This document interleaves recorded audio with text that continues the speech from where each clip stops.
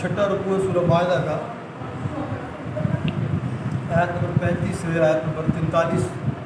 یہ آیات ہیں جن کا آج ہم مطالعہ کریں گے انشاءاللہ۔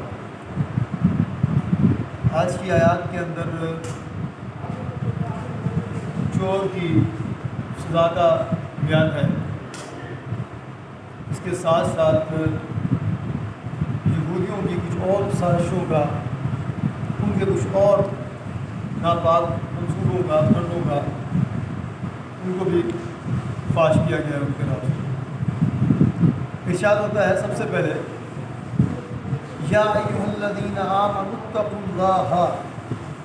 اے ایمان والو اللہ تعالیٰ سے ڈرو، اور اس کی بات کیا کرو، وابتغوا الیہ الوسیلۃ، اس کی جناب میں بار یابی کا ذریعہ تلاش کرو، اللہ تعالیٰ کا تقرب حاصل کرنے کے لیے، اللہ تعالیٰ سے تعلق کو مضبوط کرنے کے لیے تم جتنے بھی اعمال ہیں جن کے ذریعے اللہ کا قرب حاصل ہو سکتا ہے وہ تم سارا کے سارے اعمال کو اختیار کرو اور ہر عمل کو وسیلہ بناؤ تاکہ تم اللہ تعالیٰ کے قریب ہوتے چلے۔ اور پھر اس کے بعد سب سے عظیم ترین عمل جو انسان کو سب سے زیادہ اسلام میں اور ایمان میں اور مرتبے میں عظمت عطا کرتا ہے وہ یہ ہے وجاہدوا فی سبیلہ، اور اللہ کی راہ میں جد و جہد کرو، لعلکم تفلحون، تاکہ تم کامیاب ہو۔ اسے توقع کی جا سکتی ہے کہ شاید تم کامیاب ہو۔ اب یہ اللہ تعالیٰ کے خوف کا گویا کہ یہ دو تقاضے بھی ہیں کہ ہر وقت بندہ مومن کو اللہ تعالیٰ سے تعلق مضبوط کرنے کی فکر ہو، اللہ تعالیٰ سے قریب ہونے کی آرزو ہو، جستجو ہو، اس کے لیے جو اعمال قرآن و سنت سے ثابت ہے ان سب اعمال کا اہتمام کے ساتھ کرنا، اور پھر اسلام کی بلند ترین چوٹی، حدیث میں فرمایا کہ اسلام کی بلند ترین چوٹی جہاد ہے، اور آج فرمایا وجاہدوا فی سبیلہ، اللہ کی راہ میں جد و جہد کرو۔ اب یہ جو لفظ ہے اس کو سمجھنے کی ضرورت ہے، یہ بہت جامع لفظ ہے، جاہدوا فی سبیلہ، یعنی مجاہدہ کا جو لفظ ہے یہ مقابلے کا اس کا یہ تقاضا کرتا ہے، مقابلے کا متقاضی ہے۔ یعنی جب بندہ اللہ کی راہ میں مجاہدہ کر رہا ہے، اس کا مطلب یہ ہے کہ کچھ ایسی قوتیں ہیں جو اس کو اللہ کی راہ میں بڑھنے سے روک رہی ہیں۔ وہ جو مزاحم قوتیں ہیں وہ ان کے خلاف نبرد آزما ہے، اور مسلسل استقامت کے ساتھ اللہ تعالیٰ کی رضا کے راستے پر، اور ہدف اس کا یہ ہے کہ اللہ کے دین کو سربلند کیا، اللہ کے دین کو غالب کیا۔ یہ ہے اصل میں اللہ کی راہ میں جد و جہد۔ جب یہ کام بندہ کرنے چلتا ہے تو اس کو بے شمار جو ہے مزاحمت کرنے والی قوتوں کا سامنا ہوتا ہے۔ ایک تو شیطان ہے اور اس کا لشکر ہے، دوسرا خود انسان کا اپنا نفس ہے جس کی خواہشات ہیں، تیسرا اس کے ارد گرد جو ایک کلچر ہے معاشرے کے اندر، اگر وہ کلچر اسلام کے خلاف ہے تو وہ کلچر جو ہے، وہ معاشرہ جو ہے، وہ تمدن جو ہے، وہ غلط جو ہے ایک نظام جو کار فرمایا ہے اس ملک کے اندر جہاں بندہ وہ رہ رہا ہے، وہ سارے کے سارے اس کی راہ میں رکاوٹ پیدا کرتے ہیں۔ اب ان ساری رکاوٹوں کو ان کا مقابلہ کرتے ہیں وہ آگے بڑھے اللہ کے دین کو غالب کرنے کے لیے، اللہ تعالیٰ سے تقرب حاصل کرنے کے لیے۔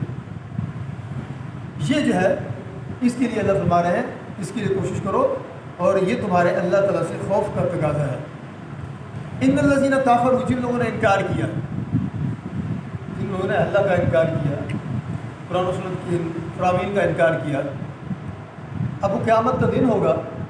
اور قیامت کے دن کی ہولناکی کا تذکرہ قرآن مجید میں جا بجا ملتا ہے۔ وہ اتنا شدید دن ہوگا کہ یہ جو بندہ جس نے انکار کیا تھا دنیا کے اندر اللہ کا، اللہ کے رسول کا، یہ کیا کہے گا؟ یہ کہے گا لو ان لہم ما فی الارض جمیعا، اللہ فرما رہے ہیں اگر اس کے پاس پوری زمین بھر کے اس کے پاس اگر دولت ہو، اس کے قبضے میں ہو، وَمِثْلَهُ مَعَهُ، اتنی اور بھی اس کے پاس جمع ہو، تو وہ کیا چاہے گا؟ لِيَفْتَدُوا بِهِ مِنْ عَذَابِ يَوْمِ الْقِيَامَةِ، اور وہ قیامت کے دن کے عذاب سے بچنے کے لیے اس ساری دولت کو فدیے میں دے کر جان چھڑانے کی کوشش کرے گا۔ تو اللہ فرما رہے ہیں مَا تُقُبِّلَ مِنْهُمْ، یہ فدیہ اس سے قبول نہیں کیا جائے گا، اور وَلَهُمْ عَذَابٌ عَلِيمٌ، دردناک عذاب اس کو پہنچ کر رہے گا۔ اس لیے یہ بڑا ہی مشکل وقت ہے، بہت مشکل لمحہ ہے۔ یہ وہ یعنی آخرت کے یہ وہ واقعات ہیں کہ جن صورتوں کے بارے میں اللہ کے نبی صلی اللہ علیہ وسلم نے فرمایا کہ ان کو پڑھ کے ان صورتوں نے مجھے بوڑھا کر دیا، یعنی ان کے اندر اس قدر شدت ہے، فکر آخرت ہے، قیامت کے واقعات ہیں، اس کا احوال ہے کہ حقیقت یہ ہے کہ بندہ اگر اس کو دل کی کانوں اور آنکھوں سے محسوس کرنے کی کوشش کرے تو واقعتاً جو ہے دل و دماغ جو ہے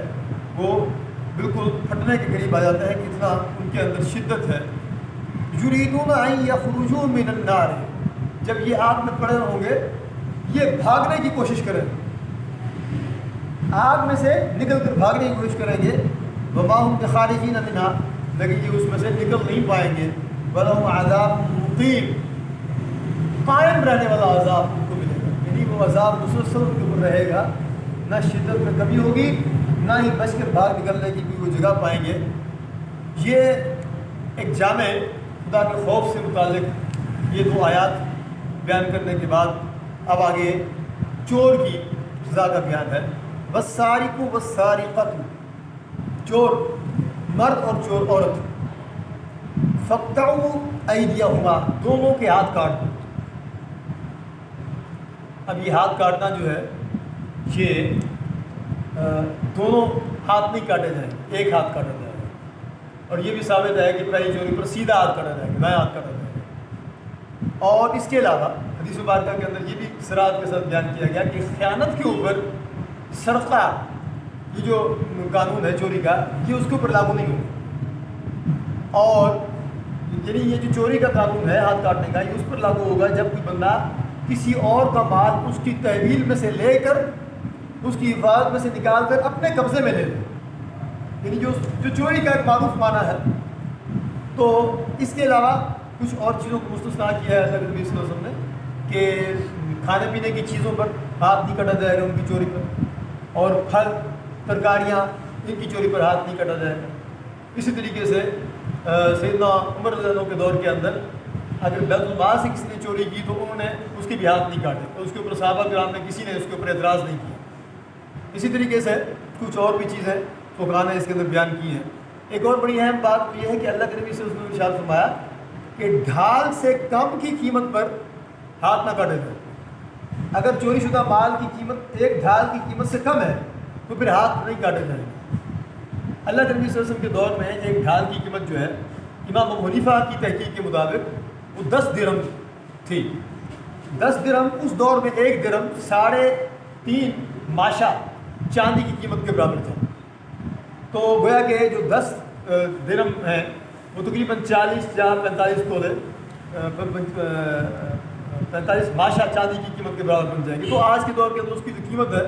وہ نکال لی جائے، اس کے مطابق اس کا پھر اطلاق ہوگا۔ اور یہ جو ہے سزا جزاء بما کسبا، یہ جو ان کو سزا مل رہی ہے یہ اپنے کرتوت ہے ان کے، یہ ان کے اپنے ہاتھوں کی کمائی ہے، اور نکالا من اللہ، اللہ کی طرف سے یہ عبرت ہے، یہ اللہ کی طرف سے تمہارے لیے یہ ایک عبرتناک سزا ہے، تاکہ باقی لوگ جو ہے اس سے پرہیز کریں، اس چوری کے قریب نہ آئیں۔ اب آپ اندازہ کریں کہ یعنی یہ جو اسلام کی سزائیں ہیں، یہ سزائیں کس نے مقرر کی ہیں؟ اللہ رب العالمین نے۔ اللہ رب العالمین سے زیادہ انسانوں کی نفسیات اور انسانوں کی خیر خواہی کوئی اور کر ہی نہیں سکتا ہے، لیکن مغرب زدہ جو دانشور ہیں وہ اسلام کی سزاؤں کے اوپر اعتراضات کرتے ہیں کہ یہ بہت غیر انسانی قسم کی سزائیں ہیں۔ یعنی وہ جو چوری کا جو راج ہے معاشرے پر ان کو وہ نظر نہیں آتا، جس کی وجہ سے ایک شریف آدمی کا مال، اس کی عزت بھی اور جان بھی، ہر چیز خطرے میں پڑ گئی ہے، تو ان کو ہمدردی ہوتی ہے تو ان کے ساتھ ہوتی ہے جو جرم کر رہے ہیں کہ ان کے ساتھ نرمی کی جائے، اور جو مظلوم ہے معاشرے کے اندر بے شمار ان کے ساتھ ان کو ہمدردی بھی ہوتی ہے۔ یہ جو ذہنیت ہے یہ مغربی ذہنیت ہے، مغربی تہذیب کے ہی یہ وہ انداز ہیں کہ جو ہمارے معاشرے کے اندر پہلے کم تھے آج زیادہ نظر آتے ہیں۔ بہرحال اللہ تعالیٰ نے فرمایا واللہ عزیز الحکیم، اللہ تعالیٰ خوب غلبہ بھی رکھتا ہے اور ساتھ ساتھ خوب حکمت بھی رکھتا ہے، اس کو خوب علم ہے، اس کو خوب دانائی حاصل ہے کہ کیسے ان معاملات میں کس انداز میں سزا دینی چاہیے۔ ہاں فمن تاب من بعد ظلمہ، جس نے اس ظلم کے بعد، چوری کے ظلم کے بعد توبہ کر لی، واصلح، اصلاح کر لی، فإن اللہ یتوب الیہ، تو اللہ تعالیٰ کی نظر کرم بھی اس کی طرف پھر مائل ہو جائے گی، کیونکہ ان اللہ غفور رحیم، اللہ تعالیٰ معاف کرنے والا بھی ہے، رحم فرمانے والا۔ ایک چور کے ہاتھ کاٹے گئے اللہ کے نبی صلی اللہ علیہ وسلم کے دور میں، تو جب ہاتھ کاٹ دیا گیا تو آپ نے اس کو فرمایا کہ قل استغفروا اللہ ثم توبوا الیہ، اللہ تعالیٰ سے معافی مانگو اور توبہ کرو۔ اس نے آپ کی تلقین کے مطابق توبہ کی، تو آپ صلی اللہ علیہ وسلم نے ہاتھ اٹھا کے اللہ سے توبہ کی، اللہ تعالیٰ سے دعا کی کہ اللہ اس کی توبہ کو قبول فرما۔ یعنی یہ بات ذہن میں رکھنا چاہیے، ہاتھ کاٹنے سے اس کا نفس پاک نہیں ہوا ہے چور کا، اس کا نفس پاک ہوگا توبہ کے ذریعے۔ اگر ہاتھ کٹنے کے باوجود ذہنیت اس کی پھر وہی ہے تو دوسرے راستے چوری کرے گا اور چوری کے اور ذرائع ڈھونڈ لے گا اور طریقے ڈھونڈ لے گا۔ اصل میں جو مجرمانہ ذہنیت ہے اس کا جو علاج ہے وہ صرف توبہ کے اندر ہے، اس لیے توبہ کی تلقین فرمائی اللہ کے نبی صلی اللہ علیہ وسلم نے۔ اس کے بعد ارشاد ہوتا ہے الم تعلم ان اللہ لہ ملک السماوات والارض، کیا تم نہیں جانتے کیا آسمان و زمین کی سلطنت اللہ کے ہاتھ میں ہے؟ یعذب من یشاء، جس کو چاہے عذاب دے، ویغفر لمن یشاء، جس کو چاہے معاف کر دے۔ یعنی یہ جو سزا کی حکمتیں ہیں اور سزا کس کو کتنی دینی ہے یہ اللہ تعالیٰ کا بالکل ہی اختیار ہے، وہ مالک کائنات ہے، اور اس کے سارے اندازے، اس کے سارے جو فیصلے ہیں وہ بالکل برحق ہیں۔ واللہ علی کل شیء قدیر، اللہ تعالیٰ ہر چیز پر قدرت رکھتا ہے۔ اور یہ ہے کہ غلطی کرنے کے بعد جس نے توبہ کی ہے، توبہ کس دل سے کی یہ بھی اللہ جانتا ہے، اس لیے اللہ جس کو چاہے گا معاف کر دے گا آخرت کے اندر، جس کو چاہے گا سزا دے دے گا۔ یا ایھا الرسول، اے رسول صلی اللہ علیہ وسلم، لا یحزنک، آپ کو غم زدہ نہ کریں، آپ کو رنج میں نہ ڈالیں، الذین یسارعون فی الکفر، ان لوگوں کی تیز گامیاں پھرتیاں جو کفر کی راہ میں بڑی تیزی دکھا رہے ہیں، وہ لوگ جو کفر کے غلبے کے لیے کوشاں ہیں، دن رات کوشش کر رہے ہیں اور آپ کے اس عظیم الشان مشن کے خلاف ایڑی چوٹی کو زور لگا رہے ہیں، ان کی یہ حرکتیں آپ کو آزردہ نہ کریں، آپ کو غمزدہ نہ کریں، آپ پریشان نہ ہوں۔ ایک فطری بات ہے کہ ایک اللہ کا نیک بندہ جب دن رات اللہ کی رضا کے لیے اللہ کے بندوں کو آگ سے بچا رہا ہے تو اور لوگ جو ہے اس کے خلاف انتہائی رقیق سے رقیق حملے کر رہے ہوں، اس کا راستہ روکنے کے لیے ہتھ کنڈے اس طرح کے اختیار کر رہے ہیں کہ جو انسان کی یعنی انسانیت کے بالکل ہر تقاضے سے دور ہو، اس صورت میں ایک فطری سی بات ہے، دل کے اندر غم بھی ہوتا ہے، رنج بھی ہوتا ہے، افسوس بھی ہوتا ہے۔ یہ فطری بات ہے، اس میں کوئی مذاکرہ نہیں۔ ہاں، اس کی بنیاد کے اوپر دل شکستہ نہیں ہونا چاہیے، جو ہے ہمت نہیں ہارنی چاہیے۔ یہ سب وہ لوگ جو اللہ کے دین کی دعوت کا کام کرتے ہیں ان سب کو اس مرحلے سے گزرنا پڑتا ہے، اس لیے فرمایا کہ تمہیں آپ کو جو ہے اس کے اوپر غمزدہ نہیں ہونا چاہیے۔ یہ جو لوگ ہیں جو آپ کو روک رہے ہیں، من الذین قالوا آمنا بافواہہم، یہ چاہے وہ لوگ ہوں جو منہ سے تو کہتے ہیں ہم ایمان لائے لیکن ولم تؤمن قلوبہم، لیکن دل سے ایمان نہیں لائے، یعنی منافقین ہیں، یا ومن الذین ہادوا، یا وہ لوگ جو یہودی بنے ہوئے ہیں، یہ سارے کے سارے لوگ آپ کے خلاف مختلف قسم کے پروپیگنڈے کر رہے ہیں، تو لہٰذا یہ چاہے جو بھی کرتے پھریں آپ جو ہے اس کی وجہ سے دل شکستہ نہ ہوں۔ سماعون للکذب، یہ جو یہودی ہیں اور یہ دونوں گروہ منافقین بھی یہودی، یہ کان لگا کر آپ کی محفل میں آتے ہیں جھوٹ کو تلاش کرنے کے لیے۔ کیا مطلب ہے اس کا؟ مطلب یہ ہے کہ آپ کے منہ سے احکامات کو سنیں گے، پھر ان کو بالکل توڑ مروڑ کے بالکل غلط کر کے آگے عوام ناس پہنچ جائیں گے کہ وہ جو ہم اپنے کانوں سے سن کے ہیں۔ اور پھر اس کے بعد صرف یہی نہیں، سماعون لقوم آخرین لم یأتوک، وہ لوگ جو یہ حرکتیں کر رہے ہیں وہ باقی دوسرے دشمنان دین کی جاسوسیاں بھی کرتے ہیں،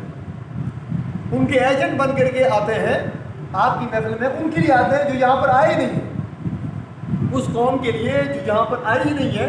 کبھی آپ کی بات سننے کے لیے، ان کی طرف سے آتے ہیں تاکہ آپ کی باتیں سن کے یا آپ کی محفل میں اگر اسلام کے خلاف کوئی راز کی بات مل جائے تو وہ ان تک پہنچائی جائے، یا کوئی نیا کوئی اسٹنٹ کھڑا کرنے کے لیے، کوئی پروپیگنڈا کرنے کے لیے شاید کوئی کلیو مل جائے۔ تو یہ ان کی حرکتیں ہیں۔ اللہ فرما رہے ہیں ایک اور بھی حرکت ان کی یہ ہے، یحرفون الکلم من بعد مواضعہ، یعنی کلام اللہ کے الفاظ کو ان کے اصل متعین کردہ محل سے پھیر کر الٹا معنی پہنائیں گے، زبانوں کو ادھر پھر دے کے، اور اس کے بعد جب یہ حرکتیں کر لیتے ہیں تو یہ اب اگلی جو آیت ہے یہ یہودیوں کے علماء کے لیے یقولون کہتے ہیں، ان اوتیتم ھذا، اپنی عوام سے وہ کہتے تھے کہ اگر یہ حکم جو ہم تمہیں سنا رہے ہیں، اگر یہ حکم محمد صلی اللہ علیہ وسلم سنائے تو قبول کر لو، فخذوہ، اس کو قبول کر لو، وَإِن لَّمْ تُؤْتُوهُ، اگر اس کے علاوہ کوئی اور حکم دیں تو فاحذروا، پھر اس کو قبول نہ کرو، یعنی جو ہم کہہ رہے ہیں اگر وہ کہے تو اس کو فخذوہ، قبول کرو، وَإِن لَّمْ تُؤْتُوهُ فاحذروا، اگر اس کے علاوہ کوئی اور حکم دے تو اس کو نہ مانو۔ اب اللہ تعالیٰ فرما رہے ہیں ان کا جو معاملہ ہے وہ یہ ہے، وَمَن يُرِدِ اللَّهُ فِتْنَتَهُ، جس کو اللہ نے فتنے میں ڈالنے کا فیصلہ کر لیا ہو، فَلَن تَمْلِكَ لَهُ مِنَ اللَّهِ شَيْئًا، تم اس کا کچھ بھی نہیں بگاڑ سکتے، جس کو اللہ تعالیٰ نے گمراہ کرنے کا فتنے میں ڈالنے کا فیصلہ کر لیا ہے، تم اس کو ہدایت کی طرف نہیں لا سکتے۔ دیکھیے فتنے ڈالنے کا مطلب یہ ہے جب ایک بندہ خوب جان بوجھ کر برائی کے راستے کو اختیار کرتا ہے تو اللہ تعالیٰ اس کو برائی کے راستے کی سہولت دیتا ہے کہ ٹھیک ہے تم جاؤ، اور جب کوئی بندہ پاکیزی اختیار کرنے کی کوشش کرتا ہے اللہ تعالیٰ اس کو بھی سہولت دیتے ہیں کہ ہاں ٹھیک ہے تم پاکیزی کرو۔ لہٰذا فتنے میں جو پڑھ رہا ہے اصل میں اس نے آپ کو خود ڈالا ہے، جب اس نے فیصلہ کر لیا کہ میں برائی کے راستے پر چلوں گا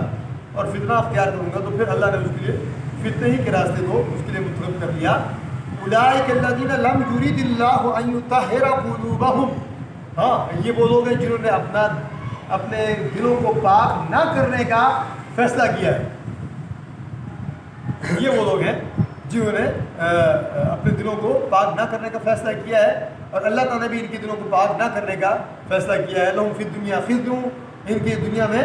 رسوائی ہے، ولہم فی الآخرۃ عذاب عظیم، آخرت میں ان کے لیے دردناک عذاب ہے۔ سماعون للکذب، اور یہ جھوٹ کو سننے کے لیے آتے ہیں، اور اکالون للسحت، حرام مال کھاتے ہیں۔ یہ فَإِن جَاءُوكَ فَاحْكُم بَيْنَهُمْ أَوْ أَعْرِضْ عَنْهُمْ، اگر یہ آپ کے پاس اپنے کسی مقدمے کو فیصلہ دے کر آئے تو آپ کو اختیار ہے کہ چاہے تو فیصلہ کریں، چاہے تو آپ انکار کر دیں۔ وَإِن تُعْرِضْ عَنْهُمْ، اگر آپ انکار کریں فَلَن يَضُرُّوكَ شَيْئًا، یہ آپ کو کچھ بھی نہیں بگاڑ سکتے ہیں۔ اب یہ جو آیت ہے اس کا ایک خاص پس منظر ہے، میں بھی بیان کرتا ہوں، پہلے آپ آیات سن لیں۔ وَإِن حَكَمْتَ فَاحْكُم بَيْنَهُم بِالْقِسْطِ، اگر آپ فیصلہ کریں تو انصاف کے ساتھ فیصلہ کریں۔ إِنَّ اللَّهَ يُحِبُّ الْمُقْسِطِينَ، اللہ تعالیٰ انصاف کرنے والوں کو پسند کرتا ہے۔ اب یہ یہودیوں کے ایک خاندان کا یہ واقعہ ہے۔ خیبر کے یہودیوں کے ایک معزز خاندان کے اندر ایک مرد اور عورت نے زنا کا ارتکاب کیا، تو جب انہوں نے اس کے اندر جب آپس میں اپنے علماء سے پوچھا تو کچھ نے کہا کہ ان کو رجم کر دینا چاہیے، کچھ نے کہا نہیں اس کی سزا یہ نہیں ہے۔